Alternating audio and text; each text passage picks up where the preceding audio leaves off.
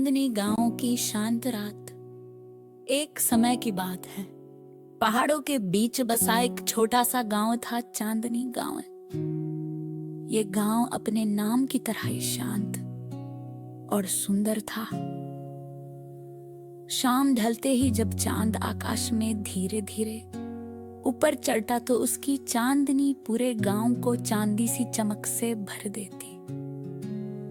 इस गांव में एक छोटी बच्ची रहती थी, अनवी। अनवी को रात का समय बहुत पसंद था, खासकर जब हल्की हवा पत्तों को छूते हुए सरसराती और दूर कहीं से झींगुरों की धीमी गुनगुनाहट सुनाई देती। हर रात सोने से पहले अनवी अपनी खिड़की के पास बैठकर पहाड़ों के पीछे से निकलते चांद को निहारती। चांद मानो उसके लिए ही मुस्कुरा रहा हो। एक रात जैसे ही अनवी सोने की तैयारी कर रही थी, उसे लगा कि चांद पहले से ज्यादा चमक रहा है।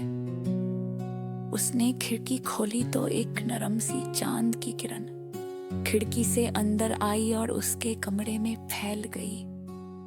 सुनहरी सी आवाज आई, अनवी, आज मैं तुम्हें एक छोटी सी सैर पर ले चलूं।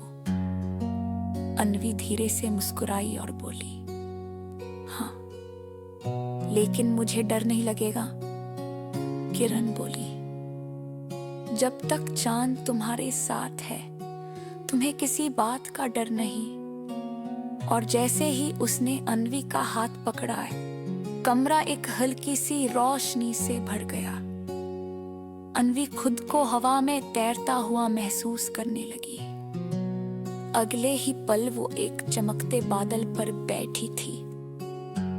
बादल धीरे धीरे पहाड़ों के ऊपर से निकलते हुए आकाश में तैर रहा था। नीचे गांव की झोपड़ियां छोटी छोटी खिलौनों जैसी लग रही थी। पेड़ गहरी नींद में थे, हवाएं बेहद नरमी से बह रही थी। किरण ने मुस्कुराते हुए कहा, ये रात तुम्हें शांति देने के लिए है। बस गहरी सांस लो और महसूस करो कि सब कुछ ठीक है। अनवी ने आंखें बंद की। ठंडी हवा उसके गालों को छूती गई। बादल इतनी धीरे चल रहा था कि जैसे किसी लोरी की ताल पर बह रहा हो। धीरे धीरे उसकी सांसें गहरी होने लगी। तनाव दूर होने लगा। मन हल्का महसूस होने लगा। कुछ देर बाद बादल ने उसे वापस उसके कमरे में उतार दिया। किरण बोली, अब आराम करो अनवी, चांद पूरी रात तुम्हारी खिड़की के पास रहेगा। अनवी मुस्कुराई, बिस्तर पर लेटी और चादर ओढ़ ली। बाहर चांद की रोशनी हल्के हल्के उसके कमरे में फैल रही थी। हवा की धीमी सरसराहट मानो उससे लोरी सुना रही थी। कुछ ही मिनटों में उसकी आंखें धीरे धीरे बंद होने लगी